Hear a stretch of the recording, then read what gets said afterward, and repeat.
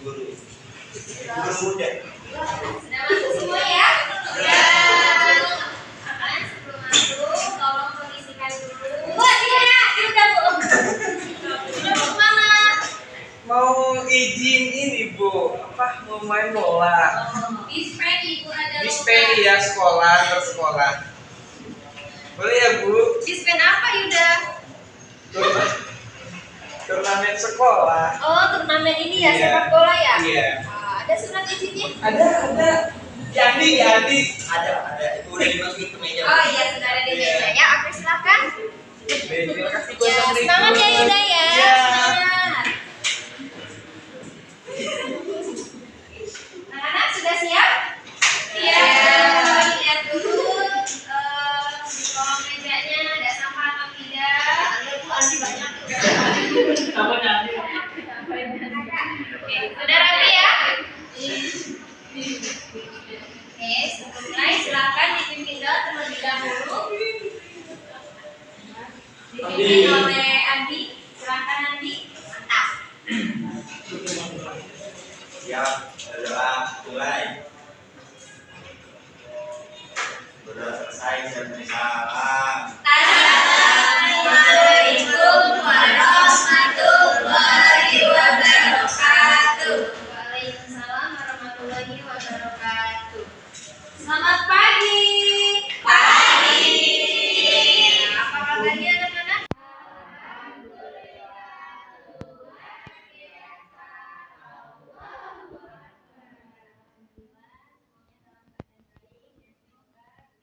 Pembelajarannya dengan baik. Amin. Sudah pada sarapan belum? Belum.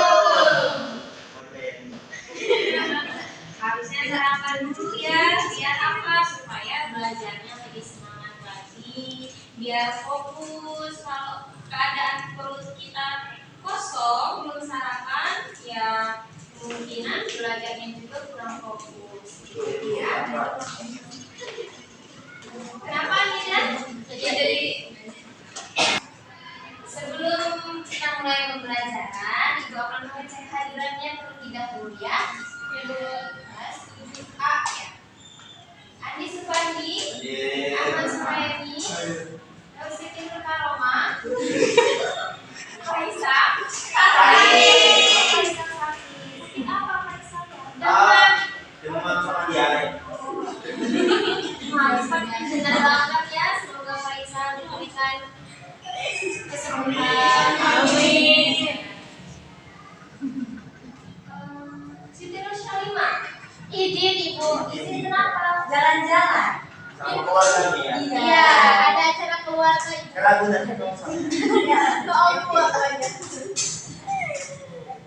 Nah, anak-anak sebelum kita mulai, gimana kalau kita ice breaking dulu? Nah, ice breaking hari ini yaitu tepuk 1 sampai 5. Kalau Ibu bilang tepuk 1, kalian hanya tepuk. Tepuk 2. Nah, tepuk 3. Tepuk 4. Tepuk 5. Nah, seperti itu ya. Tapi Ibu mau melatih fokus kalian sampai mana fokus kalian. Ibu memberikan ya. Sudah siap? Siap, Bu. Tepuk 1. Tepuk 1. 1. Ya. Terima kasih, Bu. Bagus. Tepuk 1. Tepuk 1. Tepuk 2. Tepuk 2. 3. Oke. Nah, berikan ini kepada Ibu supaya kalian itu fokus dengan apa yang diinstruksikan oleh Ibu, ya. Oke, nah anak-anak, pertemuan kali ini kita akan membahas materi baru yaitu tentang menulis teks berita. Nah, gitu ya. Jadi teks berita ini akan kita pelajari bagaimana strukturnya, apa itu teks berita, dan macam-macam. Nah, sebelum mulai ke materi, Ibu mau izin mau share dulu ya untuk ke proyektor. Oke. Oh, boleh. Terima kasih Andi. Ya, Andi ini inisiatif pembukaannya luar biasa ya. Iya. Semoga Andi ini menjadi orang yang sukses. Amin. Semua di kelas 7A menjadi orang yang sukses. Amin.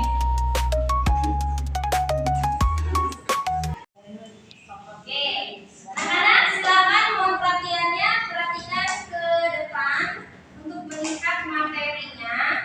Nah, hari ini kita akan bahas tentang teks berita. Nah, apa sih tujuan kita mempelajari teks berita ini? Nah, yang pertama tujuannya itu siswa dapat menyusun kerangka teks berita dengan menggunakan unsur adiksimba. Sebenarnya kita sudah tahu ya, adiksimba itu singkatan dari apa? Apa, siapa, di mana, kapan, mengapa, bagaimana. Ya. Kemudian yang kedua, siswa dapat menulis teks berita secara utuh dan terstruktur. Nah, maksud dari struktur apa? Jadi menulis teks berita itu tidak salah-salah, ada strukturnya. Dari judulnya, terasnya, isi, kemudian penutup. Yang ketiga, siswa dapat menyampaikan informasi secara tepat, jelas dan menarik. Jadi kalian itu mempelajari teks berita ini supaya tahu bagaimana cara membuat teks berita itu supaya menarik. Kemudian 4, siswa dapat menulis teks berita minimal 3 sampai 5 paragraf sesuai dengan kemampuannya. Nah, jadi untuk tahap dasar ini kalian mempelajari menulis teks berita ini, membuat teks berita minimal 3 sampai 5 paragraf. Kemudian 5, siswa menunjukkan kemampuan berpikir kritis dan kreatif saat menyusun berita. Itu tujuan yang akan kita dapat mempelajari teks berita. Lalu apa manfaatnya? Yang pertama, siswa berlatih menulis dengan baik dan benar. Jadi dari teks berita ini kalian itu mendapatkan manfaat. Menulis teks beritanya ini sudah baik atau belum, ada peningkatan atau belum. Kemudian yang kedua, siswa terbiasa berpikir runtut dan logis. Jadi logis, tidak hanya khayalan gitu, tidak direka-reka. Kemudian 3, manfaatnya siswa lebih peka terhadap peristiwa di sekitarnya. Biasanya teks berita itu kan aktual gitu ya. Ini kalian kalau mau mengemas teks berita itu harus peka terhadap peristiwa di sekitarnya. Yang keempat, siswa dapat membedakan fakta dan opini. Nah, ini penting dalam teks berita ya. Nah, harus ada fakta atau hanya sebuah opini. Yang kelima, siswa menjadi pelajar aktif, kritis, dan bertanggung jawab. Nah, manfaat yang kalian dapat tentunya kalian akan mendapatkan wawasan yang lebih luas, wawasan yang lebih kritis, kemudian aktif dan kritis dalam mendapat peristiwa-peristiwa yang baru seperti itu ya. Nah, semoga dengan kalian mempelajari teks berita ini mendapatkan manfaat dari semua. Nah, Ibu mau tanya, pernah tidak kalian mengalami atau melihat kejadian menarik atau heboh, bahkan sampai viral? Pernah tidak yang pernah mengalami atau melihat secara langsung peristiwa secara heboh ininya gitu peristiwanya? Pernah. Oh ya, silakan. Enggak, ikut main game keluar. Oh, mau mana? Oh itu. Nanti ke Pak Yusuf. Oh, oke, silakan. Tapi jangan lama-lama ya.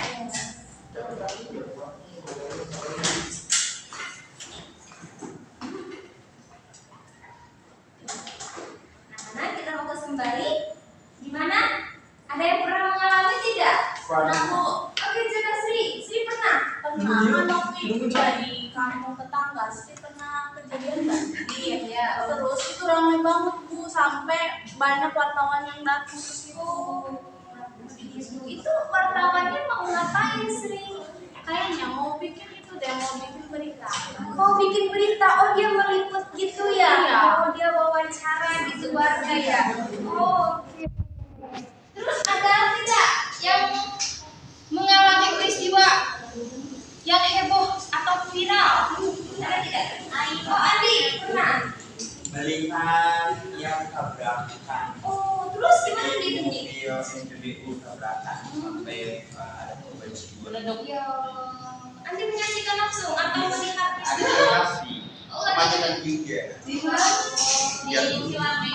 Iya. Anak-anak kita harus berhati-hati dimanapun berada ya. Iya. Semoga keluarganya selalu bertahan ya Nia. Nah, dari peristiwa itu, kalau kalian misalkan mau memberikan informasinya nih, tapi tidak bisa mengucapkan atau belum bisa merangkai katanya, nah itu bisa dengan cara apa ya? Dengan cara bagaimana mengungkapkannya?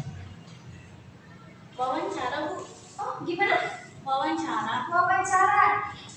Kemudian diapakan lagi rekap tidak? Tulis.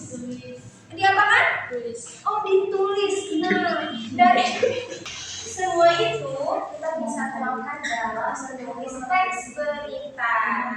Ya, apa sih itu teks berita? Nah, teks berita adalah tulisan yang berisi informasi mengenai suatu peristiwa atau kejadian yang disampaikan secara jelas, ringkas dan faktual kepada masyarakat. Jadi, apa yang kita lihat itu kenyataan dan fakta. Tidak direkayasa. Informasi yang dimuat dalam teks berita harus berdasarkan fakta. Dan peristiwa yang diberitakan benar-benar terjadi. Jadi apa yang kalian lihat itu benar terjadi. Biasanya peristiwa yang sedang atau baru saja terjadi sehingga masih relevan untuk diketahui banyak orang. Jadi orang bisa percaya, oh memang betul kejadiannya itu benar-benar sedang viral gitu. Teks berita biasanya ditemukan di media massa seperti koran, majalah, televisi, radio, hingga pemberitahuan. Apalagi sekarang sudah zamannya canggih ya, ada berita yang viral pasti itu menyebar ke semua, bahkan ke seluruh dunia berita itu ya. Tujuan utama dari teks berita adalah memberikan informasi yang akurat, relevan dan dapat dipercaya. Nah, jadi apa sih kenapa orang memberitakan sebuah peristiwa? Nah, itu tujuannya untuk menginformasikan kepada masyarakat. Yang tadinya ketinggalan informasi, ada berita, tahu informasinya. Kemudian ada ciri-ciri teks berita. Apa sih ciri-cirinya? Yang pertama itu aktual. Aktual itu apa? Aktual itu berisi informasi terbaru atau peristiwa yang sedang terjadi. Jadi kalau kalian mau menulis teks berita, itu harus sebisa mungkin melihat langsung kejadiannya. Kemudian yang selanjutnya faktual. Faktual itu apa? Berdasarkan apa yang dapat dipertanggungjawabkan, bukan opini atau rekaan.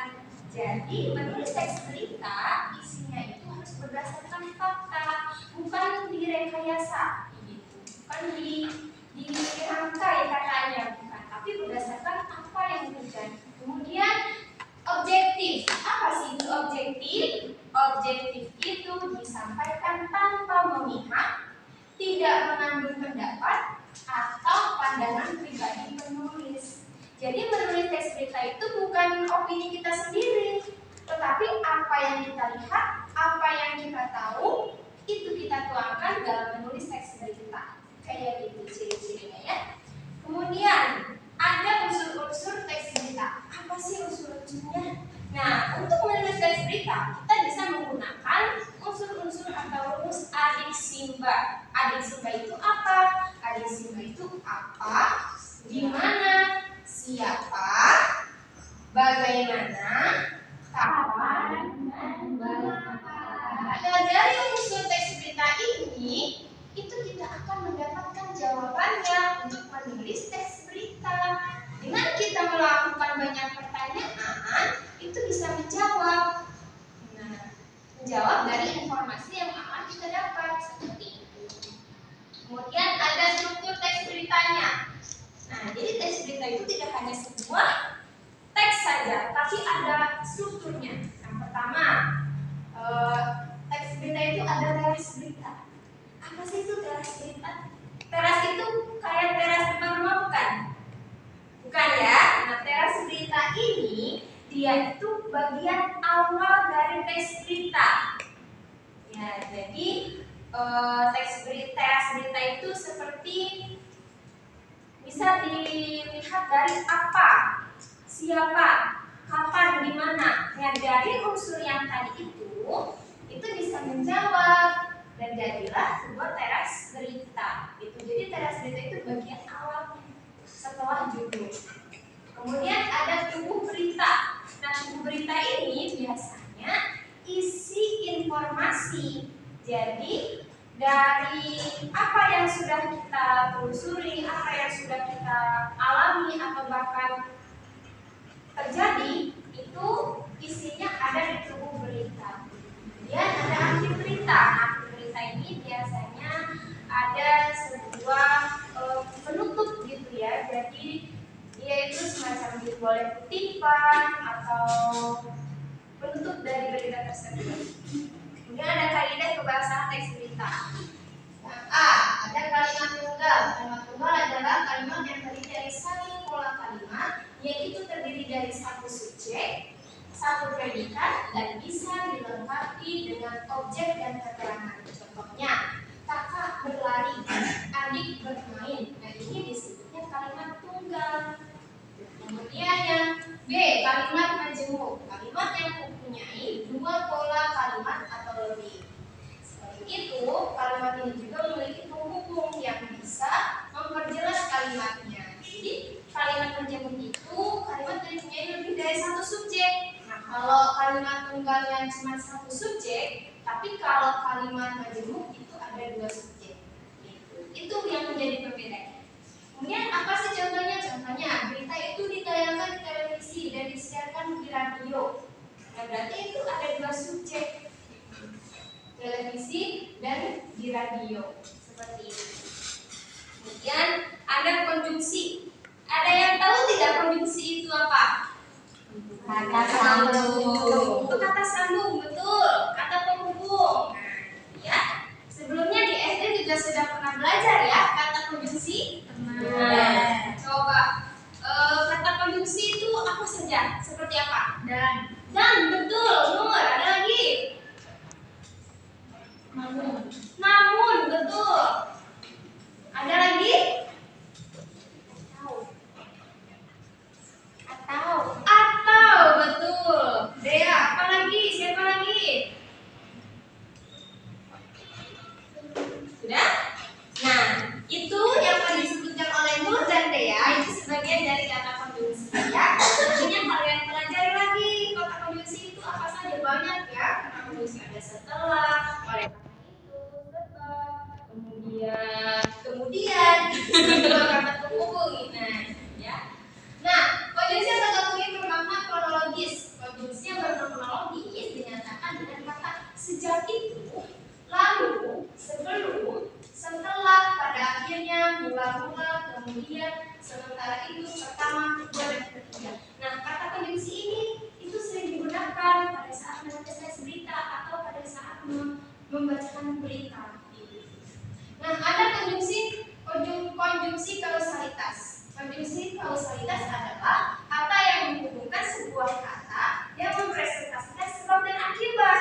Gitu. Nah, adanya konjungsi kausalitas ini itu bisa menjawab atau bisa merangkai untuk menulis teks berita supaya tahu ini kenapa penyebabnya, apa yang akibatnya menjadi seperti apa. Gitu. Contoh kata kunci apa? Karena, sebab, sehingga, oleh karena itu, oleh sebab itu, jika, akibatnya. Ya. Kemudian ada kata ganti atau pronomina. Apa itu pronomina? Coba tolong bacakan oleh nanti Will. Tolong bacakan Will. Apa itu pronomina? Pronomina atau kata ganti adalah kata yang dipakai untuk mengganti orang atau benda, seperti aku, engkau, dia, mereka. Nah, terima kasih Wilda. Jadi, kata ganti atau pronomina ini itu bisa digunakan pada saat menulis teks berita. Kalau tidak mau menyebut namanya atau bendanya, kita bisa menggunakan kata ganti. Apa saja? Aku, engkau, dia, dan mereka itu kita bisa gunakan. Ya.